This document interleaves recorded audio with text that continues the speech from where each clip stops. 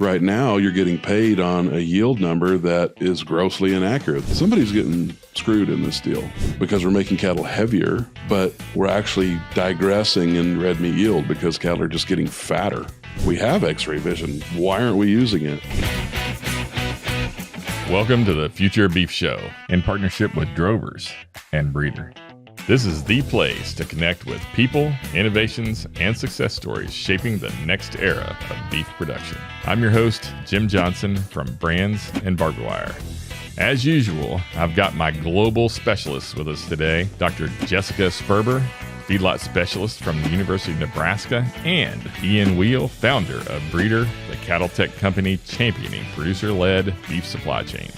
As always, you'll find additional resources and tools at thefutureofbeef.com with a free trial to Breedr app to take your operation to the next level. Welcome back to the Future of Beef Show. I'm your host, Jim Johnson from Brands and Barbed Wire, and I'm joined, as usual, by Dr. Jessica Sperber, University of Nebraska, and Ian Wheal with Breedr. Today's guest, we're honored to have Dr. Dale Woerner at Texas Tech University. Thanks for joining us on the show. Yeah, glad to be here. Thanks for having me. Yeah, looking forward to it. This is going to be a fun discussion. So, Jessica, why don't you introduce the topic for us tonight? Yeah, so all of our last podcast episodes have really focused on cow-calf all the way through the feed yard, but obviously we produce beef at the end of the day, and so we're happy to have Dale here to talk about some meat science, meat quality, meat attributes, and then a little bit on yield grade and if that's an accurate measurement for the cattle that we're producing in the U.S. today, in addition to how beef on dairy coming into the marketplace has impacted our quality and yields of beef as well. So we're really excited to hear from Dr. Dale, and thanks for joining us. Yeah, again, glad to be here. Look forward to it. So Dale, for some of our viewers that might not know who you are, why don't you give us a little background, where you're from, and kind of your history, and how you got to Texas Tech and how you got in meat science. Yeah, absolutely. I grew up in Fredericksburg, Texas. Used to be a small town, not a whole lot going on, and then it grew into this thriving tourist trap. And but agriculture, grew up in agriculture, 4-H and FFA, big part of me growing up. Went on to Texas Tech to get an undergraduate and did animal science and got involved in judging, wool judging, meat judging, livestock judging, meat animal evaluation teams, and that really spurred on my interest for graduate school. Got to coach meat judging teams in graduate school, and of course do the research that goes along with. Went to Colorado State to work on a doctorate degree after getting married. My wife, Wendy, and I moved up there in 2005, and she took a job with then Swift & Company, which later transitioned into JBS in research and development, while I was getting my doctorate degree there at CSU. Finished my doctorate degree 2009 there, and they convinced me to stay on for a faculty position. Stayed there for 9 years doing research and teaching, and then had an opportunity to come back to Texas Tech in 2018 with an endowed chair position, with named in the likes of Cargill. So now I serve as an endowed professorship in sustainable meat science. So Cargill Endowed Professorship in Sustainable Meat Science. Of course, for Cargill at the time I was hired, that really meant training students for the future of their business and the future of the beef cattle business, the protein business as a whole. So really just training students. But like it or not, a big part of what I've done there also translates to sustainability in the more common, discussion or terms and looking at, resource responsibility, economics, and all of the things that we can define sustainability by and with. So I've already been there, I guess, what is that, 7 years now? Yeah. And my wife and I have a son who we had in Colorado. He's now 13, but of course he came along with us to Texas, and he's in middle school, and we show cattle, do 4-H judging, all the things that I did and my wife did growing up. and of course sports. And he likes to sing. We were joking about singing here on the microphone earlier, but he actually can sing. But not me. He didn't get it from my wife or I. So, but no, here I sit with you guys and looking forward to the discussion. So. Awesome. We are too. I think that's going to be a very interesting topic, and it's timely. I think there's a lot of discussion around, the beef and meat science and yield and I think as we look at cow herd numbers that are going down, it's obviously how are we going to continue to fill that need for feeding people, and I think it's a very timely topic. So looking forward to it. Ian? Yeah, and when you think about what you're specializing on there, like, do you pick it up from the feed yard through to the consumer? Like, when you think about your remit when it comes to meat science and sustainability, or are you actually thinking about it all the way back down? So, and from where it came from? Well, everything changes. I think traditionally I would have thought of picking the product up, at the carcass level. But of course, production, management, breed type, genetics, everything goes into that carcass. And so we've always had a link back to the very beginnings, if you will, of cattle production. But truthfully, in 2018, 2019, when we specifically started working on beef on dairy, that's really when my program and all of my colleagues working there at Tech on beef on dairy started kind of inching back up the chain and looking at genetics, looking, of course, at rearing and calf management and all of those things that have become so critical now as we look at issues with the way the animals are raised. Of course, we're talking about liver abscesses. I'm sure we'll get, there at some point in this discussion, but it has expanded, beyond the carcass back to the genetics and the raising. Of course, as Jess mentioned earlier, we go to the consumer level too, and ultimately we're producing a beef product. And if what we're producing doesn't taste good, then we don't have a business. And, beef is exceptionally unique in flavor, and it always will be, in my opinion. And that's what's going to keep, demand up and value high. Yeah. And we've seen prices going up and demand continuing to grow. And, from what you're doing at the moment, like, what do you see as that big trends in meat and meat quality at the moment? Like, whether from it leaving the feed yard, whether it's through the packer or on the shelf, like, what are the big trends that you're focused on at the moment? Well, the obvious trend is prime. We've been growing prime. I remember teaching in the classroom at the very beginning of my, academic career, and we're 2.5% prime. And it's like, this is where we're at, 2 out of every 100 or 3 out of every 100. Well, we skyrocketed past that in a really rapid fashion in the last, 6 or 7 years, especially. Now we're knocking on the door of 11 and 12% prime on an annual basis. That's crazy, right? Crazy movement and increase. There's a lot of reasons for that. It goes back to the late 90s and grid-based marketing, incentivizing marbling. Of course, we do that with genetics and certain breeds, certainly Angus, big part of that discussion, and black-hided cattle, really changing the face and the demographic of the industry. But prime and flavor, again, going back to probably 2010, beef checkoff dollars shifted from tenderness work to flavor work. Yeah. And we began to realize how important flavor was to our consumers. And we continue to deliver on that today. Yeah. Prime certainly helps us do that. So, yeah. And that's when you think about that sort of flavor profile and tenderness, like, at the feed yard level, we're not getting paid for it, obviously, but like at the consumer level, it's everything with what they're doing. But how do you think about sort of what you're doing to measure, research that? Because I know I've seen some of your research, and it does relate to beef on dairy in terms of like buttery flavor and eating quality and all of that. But it's super interesting just how you focus on researching that and then how that's applied back to the carcasses you're getting. So yeah, absolutely. Again, goes back to genetics and seeking out those superior animals. We didn't think about beef on dairy being superior, prior to 2018. I don't think. Were negative, in fact. Right. We began studying it, but really from the angle of man, I hope this doesn't make our beef supply any worse, right? It doesn't take it in the wrong direction. Of course, I'd spent, 7 or 8 years working closely with JBS. I was in Colorado at the time. JBS had capitalized on the Holstein market. Yeah.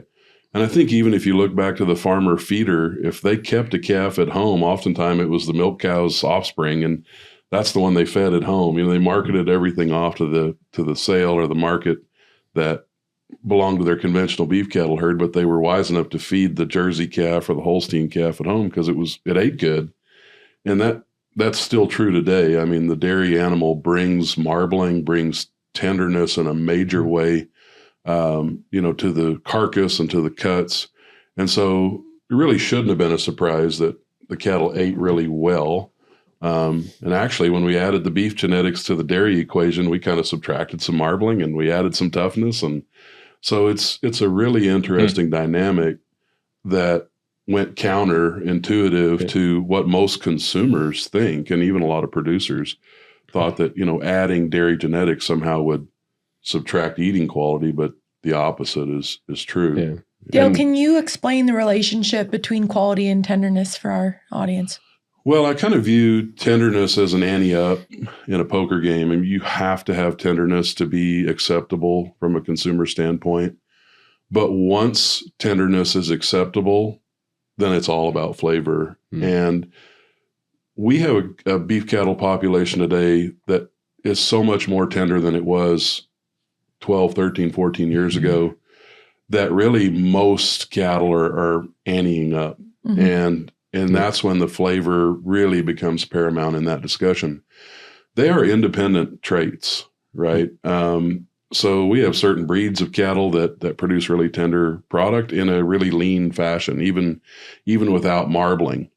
But in general, as we increase marbling, certainly in the conventional cattle herd, we're also more likely increasing genetics for tenderness, genetics for flavor. And we get caught up on research. If you do a correlation analysis of marbling and just tenderness, the correlation value is not real high.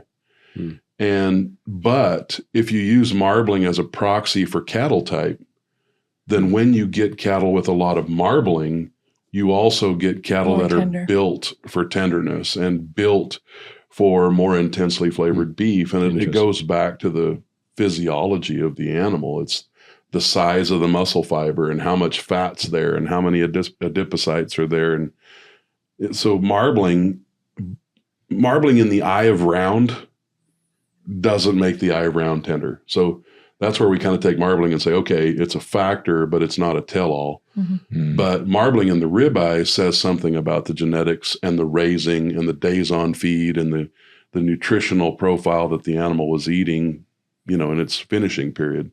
So it serves as a really good indicator, but it's not a tell-all. And how do you then think about separating out that marbling and flavor? Because obviously if we're just trying to get to tenderness, which, marbling, probably just because you described it really well, actually, it's on the breed. But, what are you looking at now when you're starting to think about flavor? Because if we're hitting that threshold, like what can we do when we're feeding these cattle to drive flavor? Is it a genetic trait? Is it a feeding trait? Is it, what is it we're really after there from a production perspective? Well, the overarching answer is yes. Is it a genetic trait? Yes. Is it a feeding trait? Yes. I think for the most part, the way that we feed cattle in North America, creates a positive flavor profile. And when I say that, I mean, we're grain feeding them. We're feeding them on a high plane of nutrition, concentrate-based diets. And what we're doing is, changing the fatty acid profile. And in general, we're saturating that fat. And for all the health followers out there, they're like, oh, that's not a good thing. But the truth is that on a grass-finished diet, cattle are going to have more polyunsaturated fats. Polyunsaturated fats taste like fish. Polyunsaturated fats taste like grass. And the longer and the more intensely we feed the cattle, the more we get away from that. Polyunsaturated fats are really susceptible to oxidation, right? They develop off flavor notes during storage, during cooking, during reheating. So we really want to minimize those. But more specifically, oleic acid, right? So oleic acid is something that most educated consumers resonate with. because we're feeding our babies avocados, we're cooking with olive oil, right? We're seeking out, positive fatty acid profiles, but specifically oleic acid as kind of a superfood or super component of food. Well, as we feed cattle longer, we actually intensify or increase concentrations of oleic acid, which is one of the main factors in contributing to a buttery beef fat flavor. It's also a major fatty acid in butter, right? So it's not, by happenstance that those two things go together. Breed type also enhances, or the ability of the animal to produce more oleic acid goes with breed type as well. And the best example is Wagyu. Wagyu cattle deposit higher levels of oleic acid. Of course, it's a little bit confounded because we feed them so long. And so you're getting some genetic component with Wagyu, but then we're feeding them, 350, 400 days on top of it in, branded Wagyu programs. So you're really intensifying that fat in those cattle, and you're just getting the maximum level of oleic acid. Yeah, like you have an A5 Wagyu from Japan, like that just tastes like butter. Almost. It does. It's amazing. Cuts like butter too. Yeah. I'm not going to complain. I still love it, but there's only so much of it you can eat, right? It fills you up fast. So.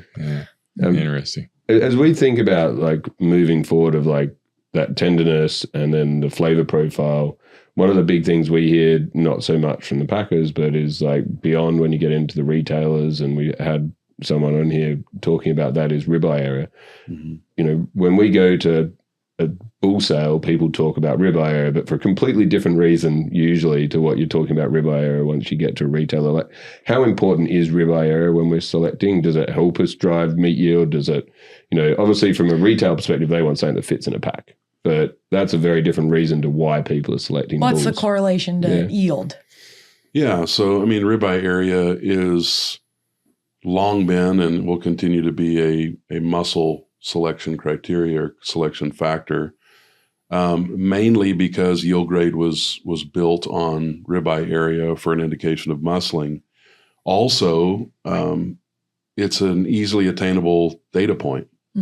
So now that we have camera grading systems, and we've had those mainstream since 2002, 2003, a lot more data coming back consistently and accurately to producers, and specifically seed stock producers and genetics groups. So that's been a trait that they've been able to select on with a lot of confidence and accuracy, in that they can make that trait better by adding selection pressure to it, because they can essentially get all of the data they need for their progeny test. Unfortunately, ribeye is the main reason that the yield grade equation is grossly inaccurate today, because ribeye area no longer has an accurate relationship with overall animal or overall carcass muscling. And maybe partially because we've single trait selected cattle for ribeye area, independent to some extent from total animal conformation or total muscling score. So we've put selection pressure on, we've successfully increased marbling area, but we forgot to bring the caboose of the animal with it, literally. Like the round muscling didn't go with it. And that's not completely fair for all cattle, because certain breeds, the ribeye area is more indicative of muscling. And when I say certain breeds, not to offend anybody on the call, but, or on the podcast here, is, continental cattle generally have better relationship with ribeye area and muscling. Well, Dale, you have two Charolais producers on the podcast with you, so you can just say that. You can just say the breed. Feel free to say it. Certainly, Chars are a prime example of that. Others would be Limousin cattle. They follow those trends much better. Breeds that have made the most genetic progress, like Angus, have probably drifted further away because of from that relationship. And nobody has improved, two traits more than Angus: ribeye area and marbling score. They have improved those traits more than any other breed. I think that's pretty obvious. But they've also, helped to contribute to that disparity in ribeye area and total carcass muscling. I think because of the massive amounts of data and the massive number of progeny Angus has in the industry, they can make rapid progress back in the right direction, given the right information. And that's what we're working on now. How do we get a better measurement of muscling with the ribeye area, and how do we start feeding that back to producers and genetics groups so they can make the right kind of progress? Well, Jess has been wanting to drill you on this one since we heard you were coming, so go for it, Jess. I think, Dale, we've the yield grade equation from the 60s was accurate for those type of cattle, but we've obviously changed cattle dramatically since then. For any of the listeners, yield grade equation right now is a combination of hot weight, ribeye area, and fat thickness with a constant for kidney pelvic heart fat. And so what's the accuracy of that on cattle that we have today? Long day feeding, obviously bigger outweights, right? Sitting around 1,550 to 1,600 pounds plus, leaving the yard. What's the accuracy of that today, and what are we as a country doing to address this? Yeah, so as we've discussed, accuracy is minimal. So depending on how you calculate it, but specifically on an individual animal basis, current yield grade equations sitting around that 15 to 20% accuracy level. So far below a passing grade. Now, if we start feeding that algorithm more information, like what is the cattle type? Are these continental cattle? Are these conventional cattle? Are they dairy cross cattle? We can get accuracies into the D per diploma, passing level. So 60, 65% range. But that's really a one-time fix to the equation, and we'll quickly outgrow it. Ribeye area, again, creating the biggest, inadequacy in what we're trying to really do and relate a numerical yield grade to true red meat yield. It only explains like 3% of the variation in muscling on an individual animal basis. So essentially nothing. Right. And we're all common sense people here, right? Cattlemen see cattle. They understand what muscling is and what it looks like. And the most visible muscling we can see on the hoof is the chuck muscling and the round muscling, so that conformation score. So it doesn't take us very long to figure out what we need to measure. And even with our very intense cutout test, we know that the majority of yield differences in cattle today come in, the round and the chuck. And that's largely independent from ribeye. So how do we fix the problem? Well, we continue to look at ribeye, but we need a more holistic measurement. So we need something that really matches more closely what we see. Ever wondered if you could be getting more out of your cattle? Breedr is the first technology company that's able to track and optimize cattle from conception all the way to the rail. This puts the power of data into the hands of the rancher and enables them to improve their profit line quicker than they ever have before. My decision to partner with Breedr was made largely after seeing a demo where I realized what Breedr's doing is unlike anyone else in our industry. Connecting the data from the packing plant back to the feedlot, the stocker backgrounders, and the cow-calf, even connecting that data to the purebred breeder, will just open the door to improvement at a scale and a speed that we have never seen in this industry before. I believe Breedr's putting ranchers in the driver's seat.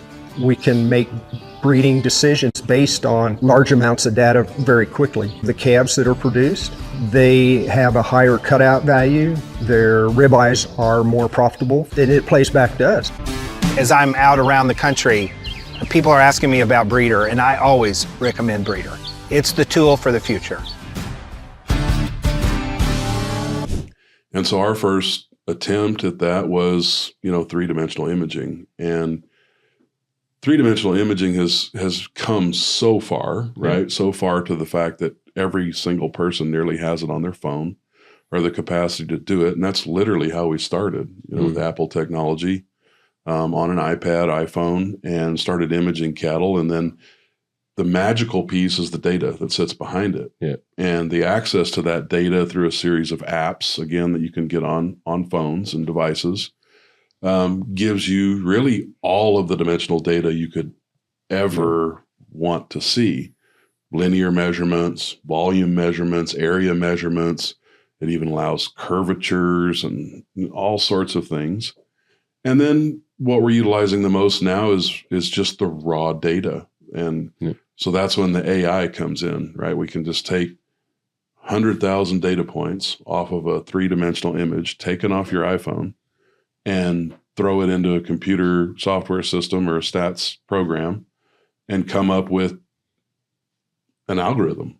And it's smart, right? It's artificially intelligent, but it scores an A, right? We're getting in the 95% range for true red meat yield measurements with a 3-dimensional image that can be captured instantaneously with your phone.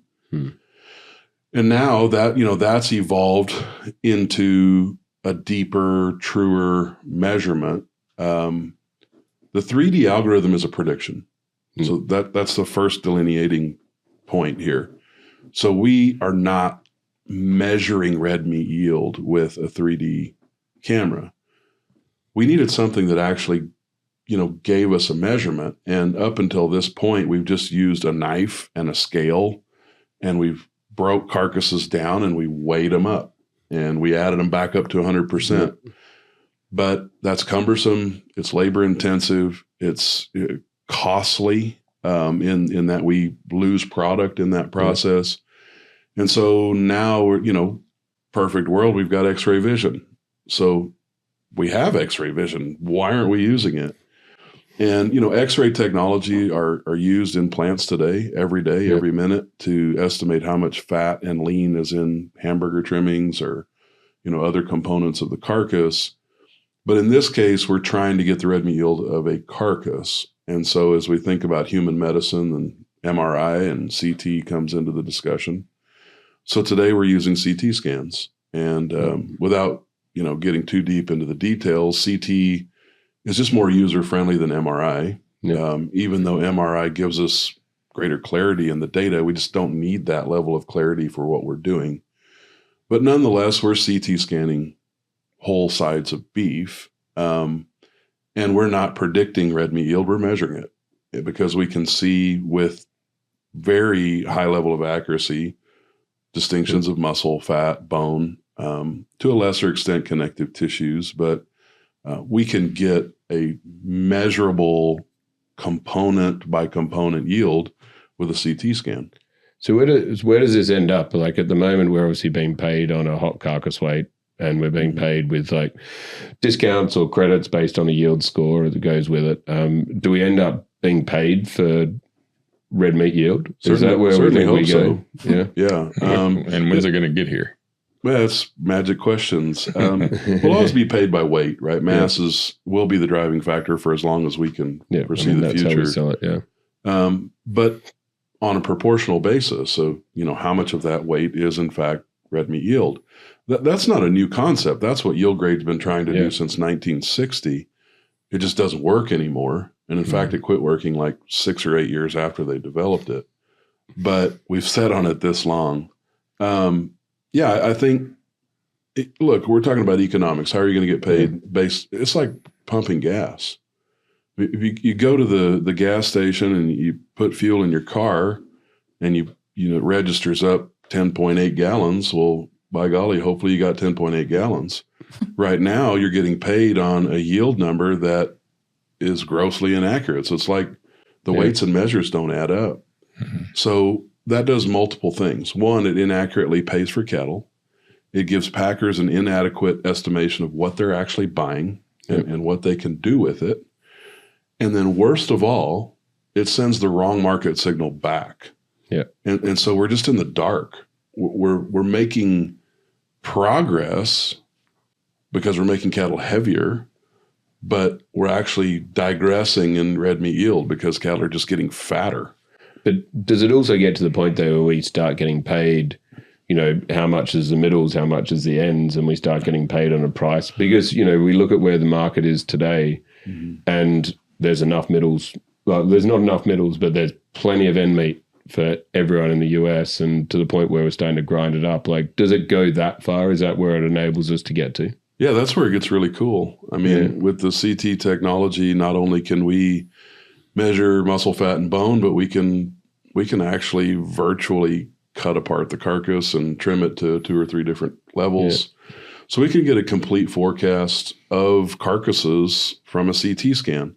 Here's the problem. CT scanning is too slow. Yeah. Right? CT, we can't, an average sized, well, not average, but the larger plants in the United States are going to harvest somewhere between 5,000 and 6,000 head a day. And that translates to about 400 head an hour or somewhere thereabouts. So a CT scan is not made or manufactured to work at that speed.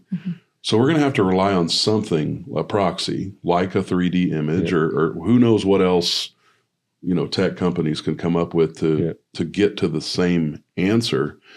But with CT, at least from a gold standard standpoint, so knowing what we have, we can measure those components. We can disassemble the carcass virtually from an X-ray scan, slice by slice, cut it down, trim it down, neaten it up, and truly know what we have.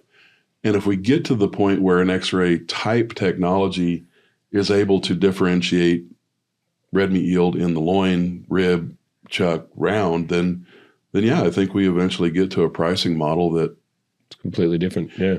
And then we begin shaping animals completely based on where value is. Yeah. Now, generation intervals in cattle are really long, right, in comparison to other species. So we can't change overnight, nor do I think we get that manipulative, truthfully, with genetics, but we'll get a lot closer to what we need. It's interesting. We did a lot of beef on dairy in the UK, and when we first started doing it, the Belgian Blue was the ultimate cross because it had that extra muscle and everything else, and you'd get these mass. And then you go to the packer processor over there, and they'd be like, "We don't want these. No one's eating a Sunday roast anymore. I need to get rid of it." And now it's all gone to Angus, and a lot of it's American Angus genetics. It's all gone back over to the UK. But it's super interesting on how that's changed. Yeah. So you were getting ready to say something about fat a minute ago, and how the cattle had gotten too fat. Can you follow up on that?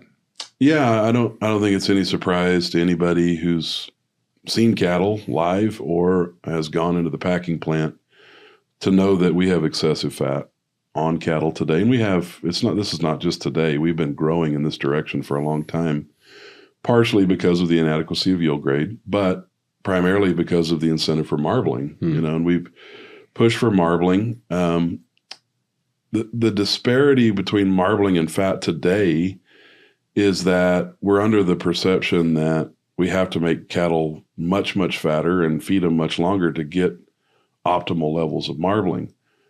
Well, we've talked about genetic progress, and genetic progress for marbling has increased so much, especially within the Angus breed, that we don't require a whole lot of fat to be well marbled. In fact, worked with certified Angus beef and one of their technical folks there and computed the idea that it takes 0.4 of an inch of fat or less for the average animal to grade modest or to qualify for certified Angus beef. So, which is where they are earlier on in the feeding period, right? I think that's a misconception, is that we feed cattle for so long to feed the marbling into them, and that's just not true.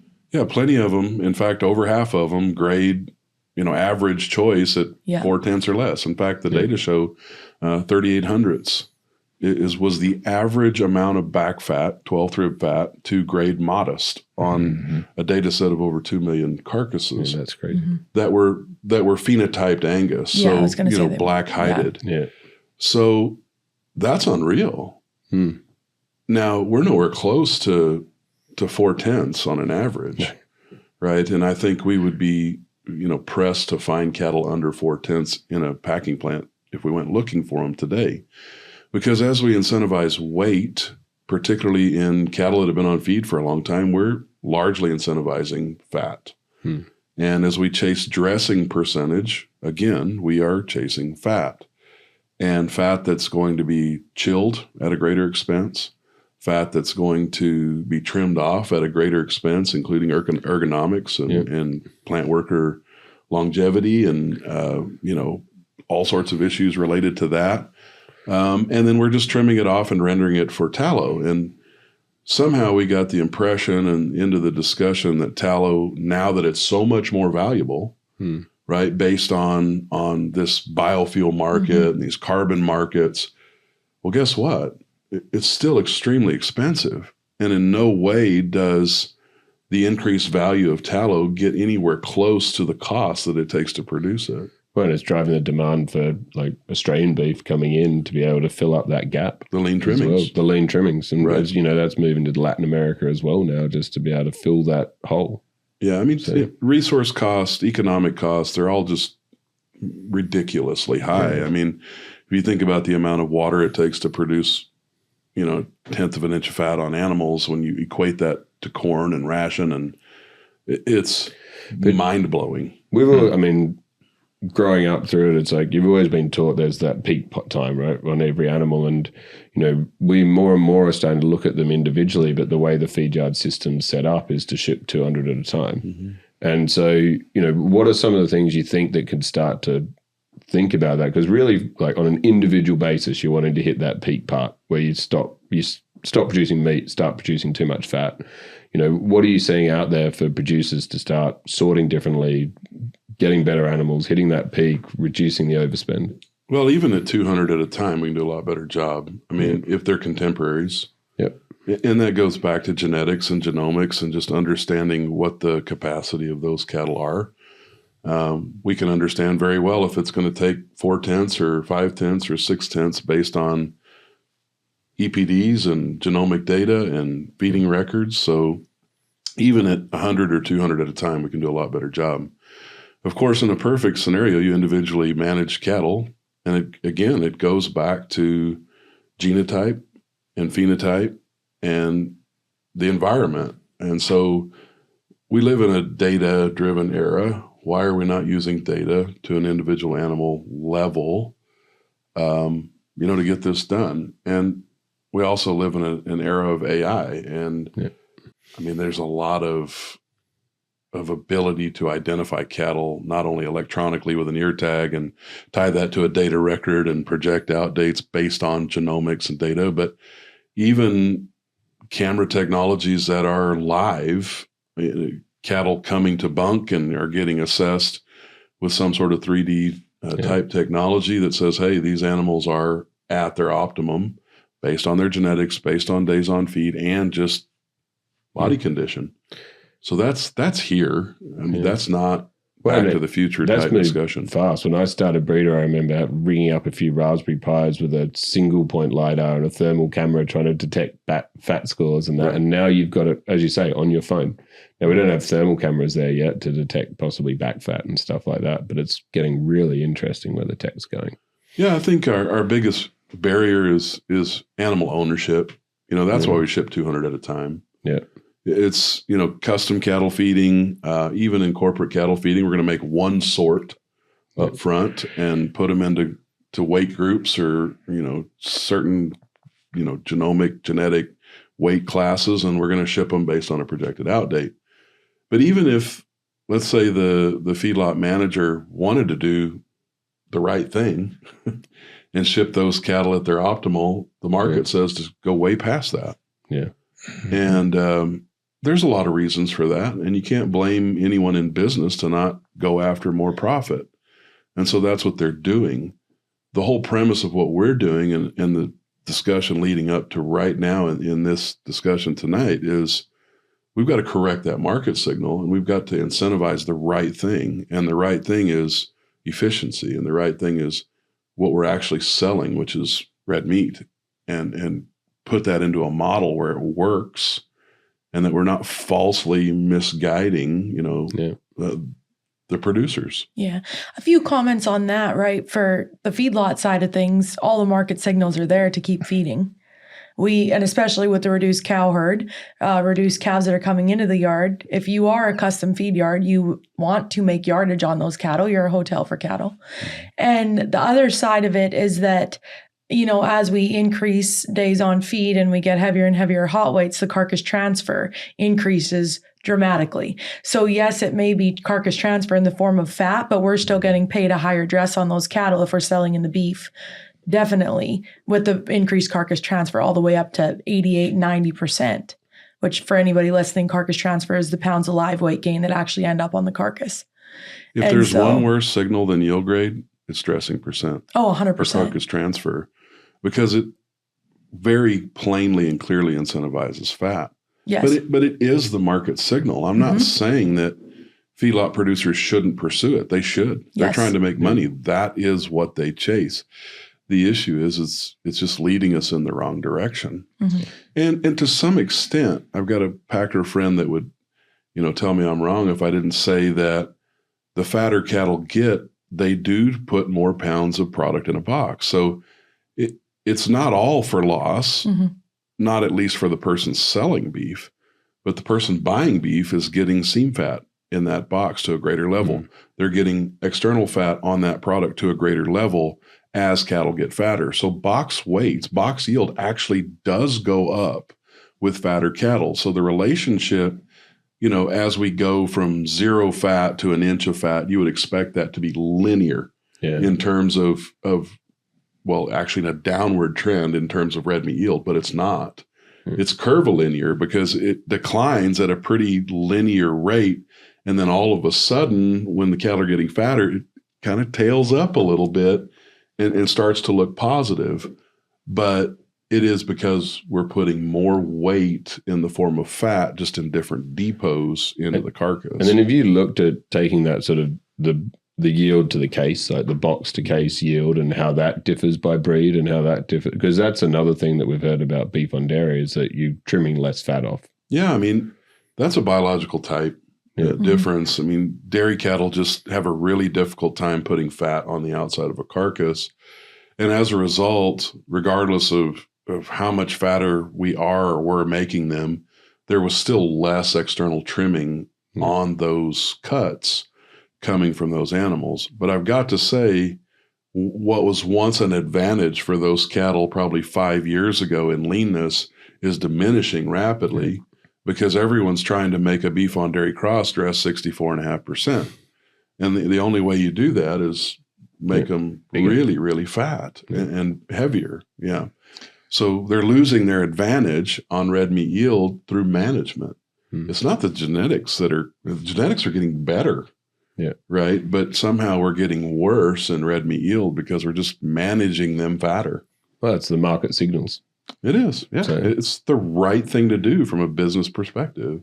It just happens to be the wrong thing to do from doing the right thing from an efficiency and sustainability standpoint. And I have to hope and imagine that if we continue to go down this carbon credit road, that we'll pay attention not just to weight, but also red meat yield. Carbon credit should be assigned on red meat yield, not on carcass weight. I mean, or per at least the kilogram of combination red of the meat two. yield, Right. or red meat. Yeah. Yeah. Total pounds of product Yes. that's usable, saleable, and efficient. And, my colleague, Brad Johnson, who's a muscle biologist there at Texas Tech, I mean, he'll talk till he's blue in the face about you have to increase muscling on cattle to increase efficiency in the feedlot because cattle are going to gain protein. They're going to gain muscle mass twice as efficient as they do fat. Yeah. Fat is just much more expensive to put onto cattle from a caloric standpoint, from a days on feed standpoint, all of the above. But we do have to have balance. And I think that's what scares people the most because everybody looks at the model of the pork industry and even the poultry industry to some extent where we're like, oh, we're going to tout yield. It's all about yield. It's all about lean gain. And then we go in the wrong direction from eating quality. And you lose flavor. We can't do that, right? I mean, beef's stronghold in the market will always be flavor. We don't buy beef on anything really but that eating experience that's tied to flavor. So we have to keep that a priority, and it has to be a balance with marbling and yield. And we also have to have cows, females, and bulls that survive on the range. And cattle on range have to have fat. So it's twice as expensive to put fat on, but it also takes twice as long to take the fat off. Yeah. So when we get a range cow into a production environment, she has to have the ability to have fat so that she has survivability and efficiency on range and pasture. So we can't breed it out of them completely.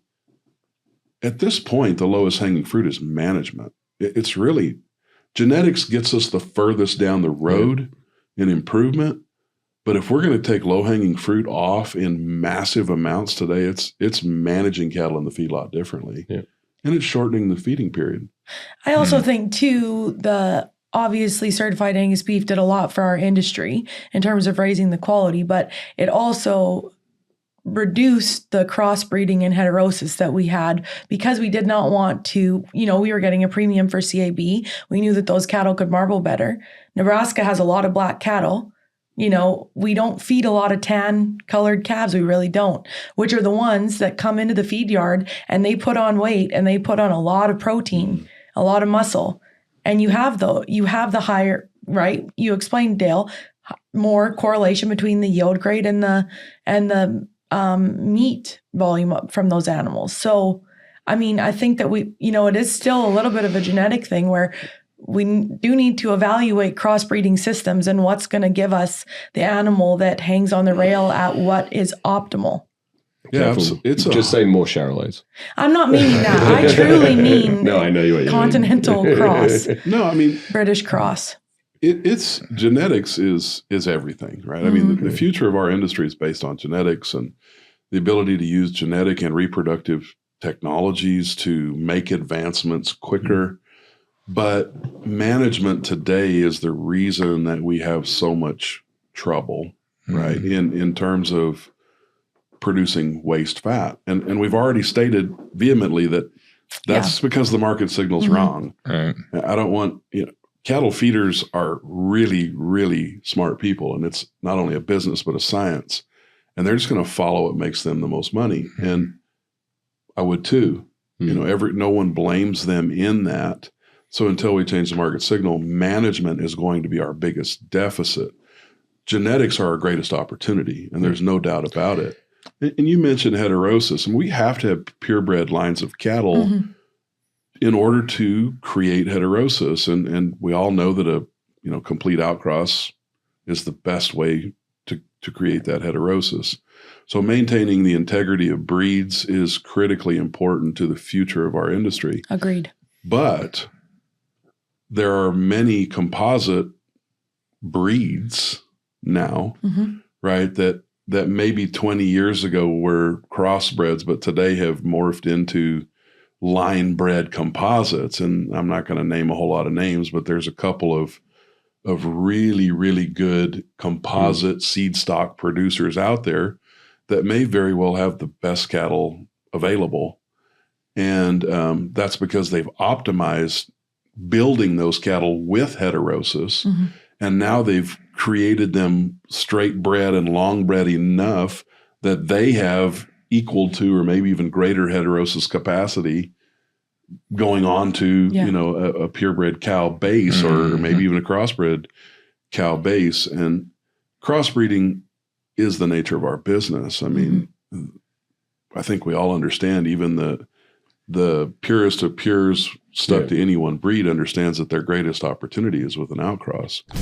In the beef business, every decision counts. Drovers delivers the expert analysis, market updates, and real-world reporting that cattle producers rely on to make smart, profitable decisions. From market updates to policy shifts and animal health, Drovers delivers expert reporting and real-world analysis that helps producers stay ahead.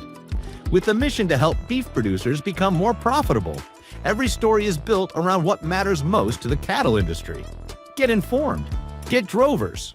So is there enough interest? I mean, I know you have interest in making this right, and there are people obviously that do, but is there enough interest from the packer or from industry to get this yield grade equation right and to drive to a better yield prediction? I mean, tell us about that. Is there just enough demand out there to try to make it right to drive the industry forward? Yeah, I mean, to answer the first part of your question, there is agreement amongst packers and producers and academics, that this is the right path to go down. We're working with the Beef Checkoff leadership and Angus leadership and breed leadership, feeding leadership to make sure that we're heading in the right direction. whether or not we think it's the right thing to do or not, I think consumer pressure and customer pressure is going to make us go there, and rightfully so. I mean, does it really matter what we think is as producers if the consumer wants something different? I think we've been proven, we've had that proven to us time and time again on a variety of issues. When global food companies like Nestle Foods demands that we're meeting certain criteria for, carbon credit or carbon responsibility or carbon reductions, and then someone else like Walmart or McDonald's or Kroger or locally here in Texas, H-E-B or whomever it is gets on board with the idea that we have to be responsible and show carbon reductions, then we have to get on board. And we want to be prepared for that. Packers have made carbon reduction claims. They're still trying to figure out how they're going to meet those claims in 2040 or 2050 or whenever they, made that pledge. And so this is a tool that really helps them get there. And going back to the beef on dairy discussion, I mean, that's a huge hook on the beef on dairy because the carbon credit, the math of the carbon credit works out really well for the beef on dairy calf. Well, you're sharing the cow, aren't you? So off you go. Yeah. I mean, if you look at the productivity of a dairy cow at 28,000 pounds of milk annually and a 950 pound carcass, what's the Angus cow have? It's got a 950 pound carcass, not 28,000 pounds of milk to go with it. Now, that's an unfair comparison. Yeah, you can't make that comparison because the feed that had to go into the beef on dairy calf has to be in the comparison. Sure. Yeah. They're less feed efficient. Yeah. The milk and the management was, not natural in the sense the 7 months of management of them when they would have been on their mom, right? But when you get right down to the math, there's no way the Angus cow can match the performance of the protein value produced by the lactating dairy cow, even though she didn't raise her own calf, right? So, and, the reality is that the beef on dairy calf starts at a 0 carbon credit on day one. So all of the carbon that belongs to the range cow goes on with the conventional steer or heifer, gets accounted for in beef production, versus the dairy calf starts at 0. All of the cow's carbon goes into the carbon credit associated with lactation, and milk production. So the conventional calf can't ever catch up. Because they started a major deficit. I think the thing from a beef production perspective, there's always going to be a limited number, though, of those beef on dairy, and we're still not producing enough meat as it is. And so that's the opportunity for your rangeland cow. It certainly seems like it, as far as we can tell. Yeah, but you think the carbon credit is going to drive it faster than the packer value of red meat yield? Carbon credit on beef on dairies? No. I mean, just for increasing yield in cattle. I mean, that market signal. Do you think that? Okay. No. I think there's more practical reasons, more real reasons. As soon as corn price increases, then. I mean, that's the other side. We can tie it to carbon credit, but the real reason is we've got to be more efficient in process and putting meat in the box, which is practical. Back to my earlier question, when's it going to get here? Yeah, good. I looked over that. And he's not going to hold you to a date or anything. No, I think the reason I ask it is because as breeders, right, as cattle breeders, I mean, the breeding decisions we're making today at earliest will be realized in the commercial feeding segment 4 years from now, right? And so for the animal breeders that are listening, are these things that we need to start paying attention to today because it's going to be here in 4 years.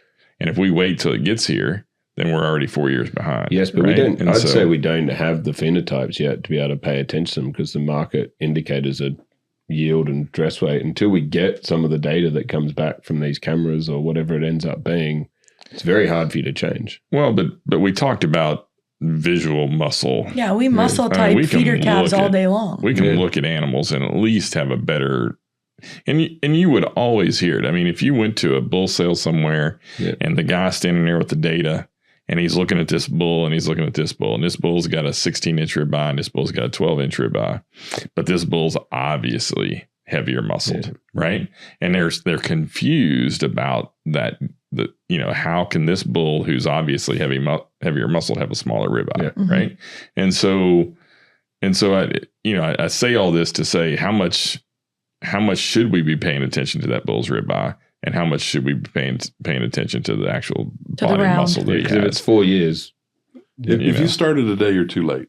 Okay, so yeah, I mean the research is happening. Okay, so we're scheduled to start this summer and fall, utilizing CT scanning to set it up as a gold standard to invite technology producers to create whatever it's going to be in the future, the new grading system. So I think realistically, we do year and a half worth of research to establish what the gold standard is and what our target is. I think we open it up for another year and a half of development, and then we land on a product or a handful of products that perform to a satisfactory level. I think we're 3 to 5 years. That's what I say every time I'm asked that question. You're exactly right. That means the breeding decisions being made today are going to fall under this new regime. Even if USDA, for example, doesn't get on board and assign an official grade, packers will be using this technology long before 4 to 5 years, in my opinion. And that's just reading the writing on the wall. Most people don't know that only 25%-ish of the cattle being marketed today are actually marketed on a USDA yield grade. So there's only one packer that actually assigns an official USDA yield grade.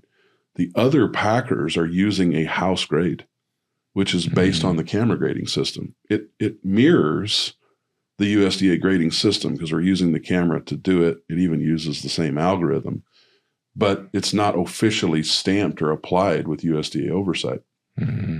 Packers are already paying for cattle on a non-official USDA grade. So packers can easily switch to a new system. Yeah. So long as there's confidence in the system and there's, proven data behind the system that says, I'm not getting ripped off, right? They're actually using a sound technology and sound research to say we're actually paying better for red meat yield. So we're already there. And, not to be overzealous in this, but, breed associations they already know this. They're already coming up with or ideating and trying to develop a phenotype score or a confirmation score of muscling. There's a lot of questions about what kind of technology can we use to create an objective score on the live animal. If we're going to implement just, a human-based system, what does that need to look like? But yeah, instrumentation will likely be the ticket and the tool there. There are technologies, a handful of them out there that are developing rapidly to measure chute side or on the top of a chute system dimensionality and confirmation scores. And some of them are really, really good. And it goes to this concept of, again, 3 dimensions and understanding shape of cattle, condition of cattle, weight of cattle, and how that relates. Once we get CT up and running in the plants, not just for the purpose of developing yield grade, but there also will be an opportunity for breed associations, for breeders to progeny test their cattle using an accurate measurement and begin to develop tools and measurements for improving their herd. And so we fully anticipate that happening very soon, in the next year or 2 at maximum.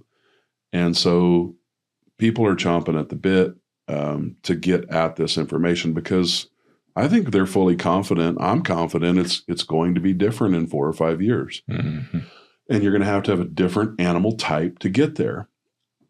As we said earlier, the quickest way to improve red meat yield is just subtract fat off of cattle. That's going to be the quickest fix. The genetic fix will be a little slower behind it, but the best fix is increased muscularity in cattle, right? And in combination with marbling. And that's the big, ticket. I think the interesting one, in the right spots as well. That'll be the other interesting one, is where are you increasing the muscularity of those cattle? Right. Yeah, and I think, from how our profitability looks on the cow-calf level, if you're selling to a any cattle buyer really, it doesn't matter if you're selling through an auction system or direct, they're still assigning a muscularity score to your 5 to 7 weight, 5, 8 weight calves, right? And so there is a big price gap too in a low muscled versus a medium to heavier muscled animal, right? So we're already seeing the dollar value being put on better muscled animals. And in those scenarios, you're evaluating what the round shape looks like in those calves and what the shoulder looks like. But we're actually, yeah, you're right. I mean, there's value in muscularity, always has been. I think, subconsciously that's translated to better performance over time because those cattle are more efficient to gain. There's a biological and physiological reason that was happening. But, as far as we knew, it was just, hey, these heavier muscled cattle did better. They gained better. But they didn't necessarily get paid better when they hung the carcass because weight is weight. Yes. In a system where yield grade is not accurate. We talk about yield grade 4 and 5 discounts. The reality is the flexibility from packers has grown and grown and grown. There are some packers that don't even assign discounts anymore for 4s at all. They may start dinging you on 5s. They're going to give you grace up to 15 or 20% on 4s before they ever discount the first one. I mean, it's gotten so loose, right? That and the advantage of the additional hot weight pays for any discount that you're getting on a 4 and 5. Yeah, right. Even the $25 per hundredweight discount doesn't match up to the economic gain at a $3.50 cutout or whatever it is today. So, yeah, I mean, the signal is just you're going to outsmart the system. You're just going to make cattle fatter and heavier. Here's the deal, though. Somebody's getting screwed in this deal. And it is the cattle that ribeye matches muscularity, right? And so that's where, you continental breed folks really should be saying, hey, wait a minute. Yeah, why? We actually are delivering pounds of muscle per inch of ribeye. There's a fair amount of cattle that aren't out there. And so, those that are closer and more indicative or accurate in that relationship of ribeye area and true muscularity are already ahead in this discussion, but they've been years behind in payment. Yeah. Because they're producing true red meat yield at the same numerical yield grade that someone else produced, 5% less red meat yield, which is huge, with the same numerical yield grade and the same payment system. Yes. So it's about time, right, that this catches up with itself. Well, I think it's interesting. It's not going to be a technology issue. The technology's there. It's going to be a will and a desire from. It's a people issue. Yeah, to make it happen. We all have to get on the same page and push and fund, and this stuff's expensive. Yeah, and it's a cost issue in that regard. But you're absolutely right. Yeah. Technology is far beyond. Yeah, what we see now with just LiDAR cameras, and you think a grading camera costs you 110 grand to put into 150 grand to put into a packing plant. Right. You can build some of that technology in this day and age for 5 or 10. It's just completely changed the cost of that technology, and that's not going to be the issue. And AI has really accelerated that too. It has, and actually one of the hidden issues with this advancing rapidly is the flip side of what you just said, in that technology is so cheap that there's not a whole lot of incentive for a technology company to come in and develop a camera grading system, whether that be 3D or some form of X-ray, when there's a limited market. How many packing plants do we have? Yeah. Well, let's just say it's 50 on the real high end of the estimate that are sizable enough. Well, if I'm a startup company or a technology company, and I'm only going to be able to sell, let's say, 2 cameras per 50 plants, so we got 100 opportunities out there. And 10 grand each. You've got a $1 million market. Right. And I've got a $100 million overhead and engineering cost and, whatever my company costs are. So that's a real challenge. Yeah.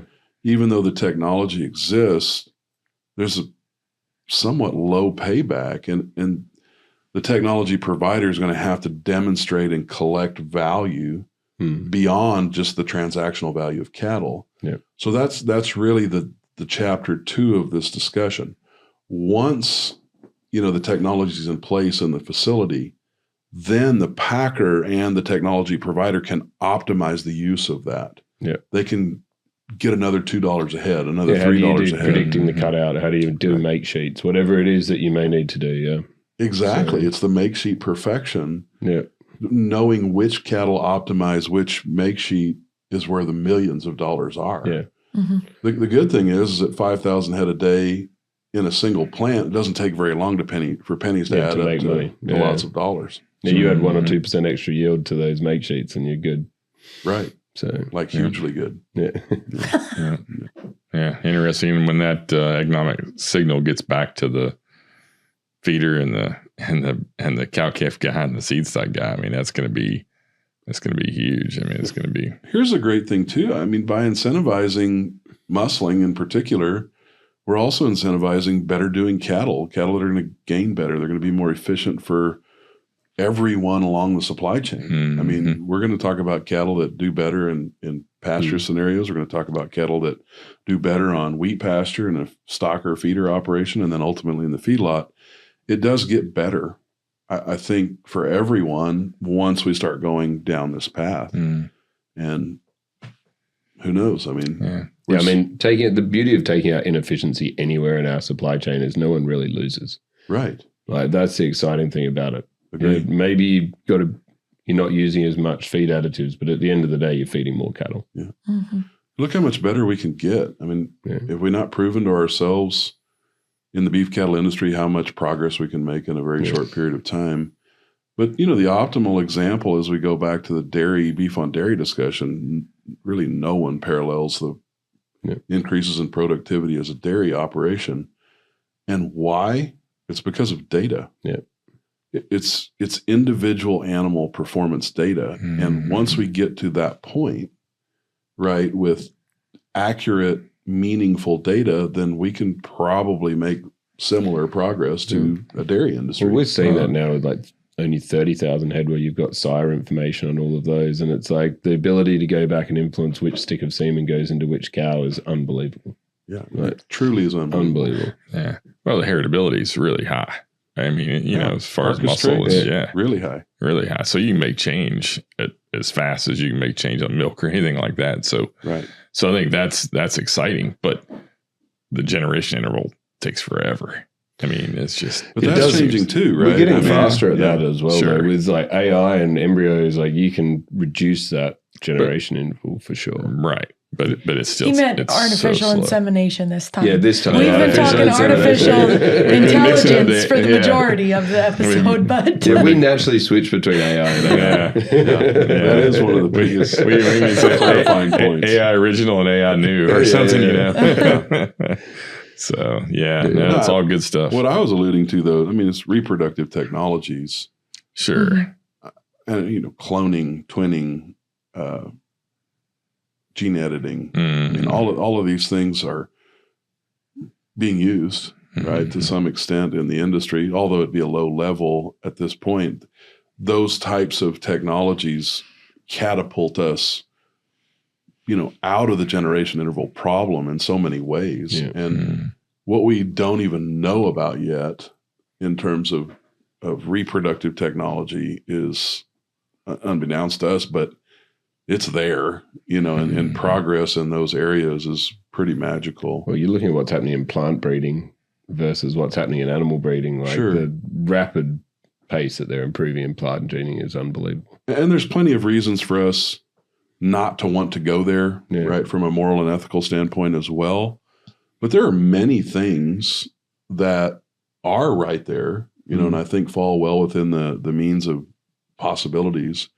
I mean, just look at the evolution of artificial insemination. I mean, the biggest advancement or opportunity for the dairy industry and beef on dairy is the fact that they 100% AI breed. Yeah. And we're at 5% or somewhere around there for the conventional cattle population. So we're at an enormous disadvantage just to start. But the dairy industry wouldn't be near where they are today without sex semen.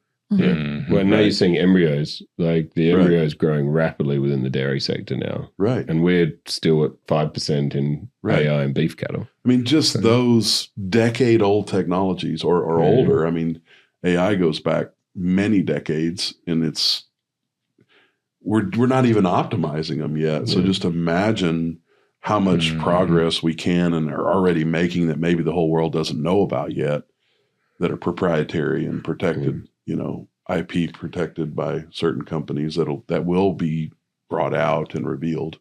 So we always like to bring it back to, a potentially smaller producer, cow-calf guy that might be listening, might be, paying attention and wants to do the right thing. So bring it back to sort of a scale that, if a guy's got 50 or 100 cows someplace and he's listening to this, he can say, okay, I need to be selecting for bulls that do this, or I need to be looking at my cow herd configuration this way, or, kind of how can he improve to make a difference in the business? Yeah, I think in addition to what you're already doing, pay closer attention to conformation and muscling. I mean, as it relates to the discussion we had today, and, add functionality, add efficiency with total animal muscling. Don't just go paper shopping bulls. Of course, the female side of that equation has to evolve and come with it. And if you're keeping and be able to replacements, birth the calf with the more muscle. Sure. And don't go to extremes. Yes, exactly. I think that's the point to make. Don't go to extremes. Moderation is key in everything that we do. But, start leaning the average up and look at the phenotype of bulls. I mean, we're talking about artificial intelligence and 3D images. And even if you have it on your iPhone, doesn't mean that's what you need to buy a bull. I mean, just start sorting replacement females based on stoutness of feature and muscling ability, and buy bulls, whether it be at the bull sale or, selecting straws out of a semen catalog, bulls that have a little more phenotype for muscling. And I think that's the easy distilled down version, is there will be a greater need for muscling in the near future, and that will pay greater dividend than it has in recent or even long extended years. And so you might as well get on board and just edging in that direction. I really don't think you can go wrong doing that, so long as you keep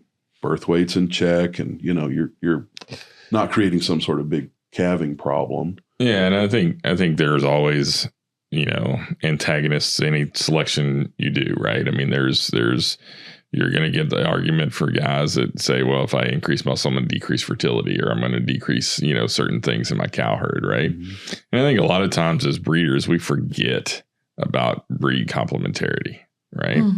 And that there are different breeds that do different things well. And how do we manage our programs in order to use breeds that do different things well to combine into a product that is more desirable for muscle marbling and growth and those other traits. So I think those are things that as guys look at this trend, how do I think more about those maybe even potential composite breeds and some of those things that are out there to help me get where I need to go. And my goodness, right? I mean, buy semen. Yeah. Go round one on your younger generations with semen. Your second calf females, try some artificial insemination with some cream of the crop bulls, or buy semen quality bulls. They're out there. Oh yeah. You're making more money than you've ever made. I mean, let's just get honest here. Right? Yep. If there's anybody making money right now, it's cow calf. And I realize that may not be the case for everybody, but generally speaking, you're making more money right now than you did however many years back you want to go. And it's going to equalize. Don't fool yourself. Take the opportunity right now to improve generationally what your herd looks like when you can afford to do it. Invest in the future by buying better genetics, whether that's through a semen catalog, hopefully, right? We need to increase that even in commercialized production, and then buy better bulls to cover those cows. And it doesn't mean that you have to breed your 6, 7, 8-year-old cows AI, but why not feed your top end of your newest generation like the dairy model and just improve genetics as rapidly as you possibly can. And then I'd add to that measure after that, right? Measure you're heading in the right direction. And that's possible whether you got 10 head or 1,000 head or more. Yeah. So I tell people all the time, there's no better time maybe in history to improve your genetics. I agree. Than now. 100%. And if we do that, then we're going to be better leveraged when this cattle cycle goes the other way. And it goes back to your point on, breed complementarity and individual animal. Don't just order any old semen. I mean, consult with someone, and it may very well be your genetic rep. Maybe it's someone above them, or, maybe it's just worth a little bit of discussion with your local expert or extension person or whomever it might be. But don't make that decision flippantly. Not just because it's in a semen catalog doesn't mean it's the right fit for your operation. I think one concern for many cow-calf producers, to be honest, is if we put all of this pressure on the more, the heavier weaned ones, the ones that are coming out maybe a little bit bigger because now we've added some muscle to their body frame. Now, does that push our cow size bigger? And are our acres able to cover a larger cow? And so I think that's a topic for another day, but it's something that we got to think about too. We were talking about terminal and maternal herds earlier, right? I do think that you start to see that terminal and maternal split, and that could be something that does come out of that. Well, and it's a challenge because the economic signals on the feeding side make them bigger, and the economic signals on the cow-calf side make them smaller because anytime you increase size on the cow-calf operation, for the most part, you're increasing inputs. And I tell people all the time, the only way a cow-calf commercial guy, in my opinion, is going to increase profitability is he's going to have to increase stocking rate. And how are we going to do that? Right? We got to stock more cows on the same acres as, than we had before, because every other thing we do increases inputs. We got to feed them more. They're bigger, whatever that is. And so we got to figure out a way to balance that. Feed conversion is an interesting one as well. It really is. Oh my gosh. I mean, feed conversion it's got to be a top 2, right? I mean, whether it's in a range scenario or feedlot operation, we have to be more efficient. And we know there's a genetic trait that drives feed conversion. Sure. And muscling fits right into that discussion very well. So, here's a news flash. If this system works, cattle are going to get lighter, not heavier. Because the first thing we're going to do is start subtracting fat. Period, not in the range scenario or not even at weaning stages. But I think, and this is my opinion in my forecast, but if we subtract the amount of fat we need to off of cattle as an initial improvement, carcass weight's not going to increase like it has, decade over decade, year over year. It's actually going to halt just a little bit in order to correct the compositional problem. Now we're hoping that muscle makes up the difference in the fat, in the weight. So, and then it'll start to increase more products. I don't think we're eternally going backwards in cattle weight. That's not true. But there may be a halt, in that pattern as we correct red meat yield as a problem. But all of this is a moot point if we don't have enough cattle, right? Because demand will continue to trump. We need weight. So we're anticipating 4 or 5 years from now, this new system coming on board, also anticipating, hopefully, a growth in cattle numbers, which will allow for us to get our total productivity with more cattle. You know what I'm saying? I mean, if we continuously suffer decline in cow numbers, then all this is for naught. We're just going to continue to incentivize more weight. And our best mechanism currently to do that is just to feed them longer and put more fat on them. And right now, there's no signals that we're retaining females. I know. That's the wild thing, right? Everybody's selling them. I think we will. I think people are largely getting healed up from the inflation of the last 4 or 5 years or whatever it is. Still, interest rates come down. You still wouldn't say that there's definitely free of drought in a lot of these regions. We've still got a bit of time. Mother Nature plays the biggest role in that, and we still need more water. We need more rain. But, it's feasible to think that plants will shorten their work weeks, this year. Yep.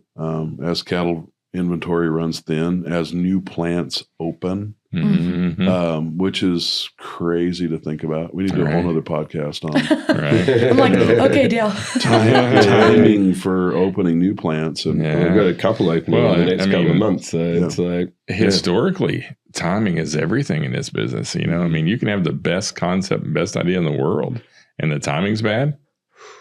It's tough. And I think technology will supersede,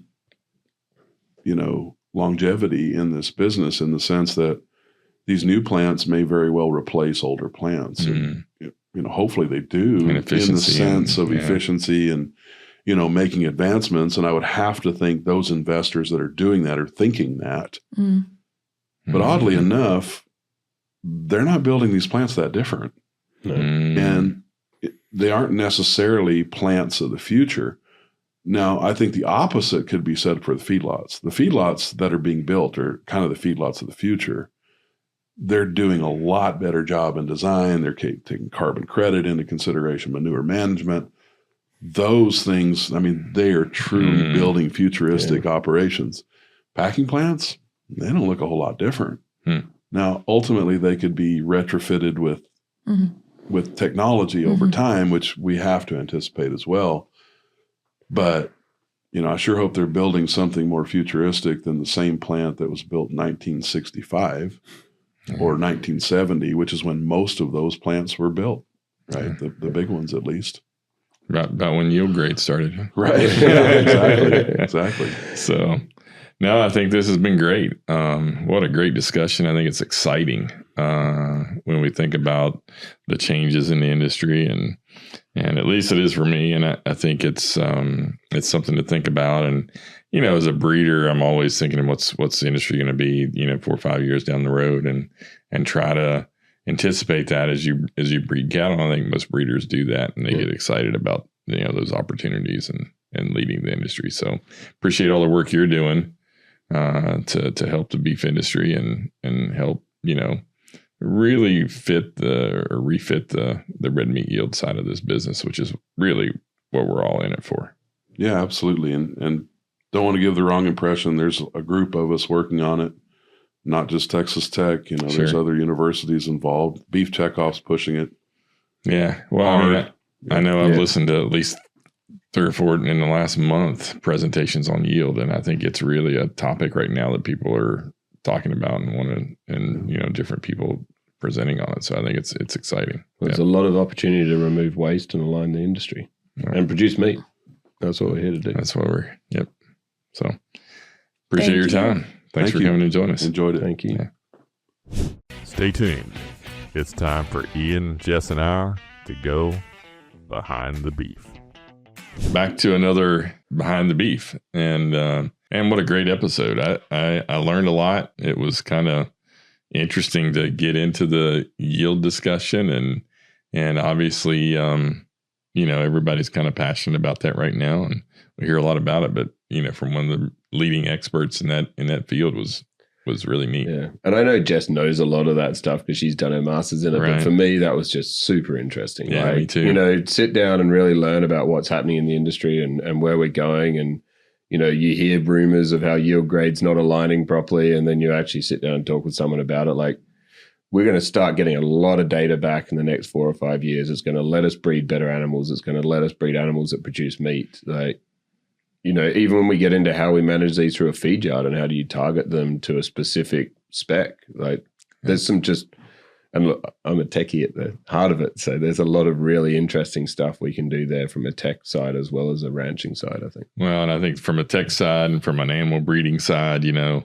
those are exciting things to think about, and how we get rewarded for our efforts in this business. And we've had a lot of incorrect signals over the last, however many years that have caused us to try to target those incorrect signals, but they were incorrect. They were paying though, right? Yeah. They were a premium. I guess from a feedlot standpoint, my favorite word that Dale used was optimization. And, And then also he gave up the feed yard sector credit for, you know, advancements in building new feed yards that are really going to help us propel into the future. But it's optimization is so key. Right now, our signals are not to optimize. They're to feed longer, hang a heavier carcass and get paid more on that carcass. And obviously with a cheap corn price that pays to do so.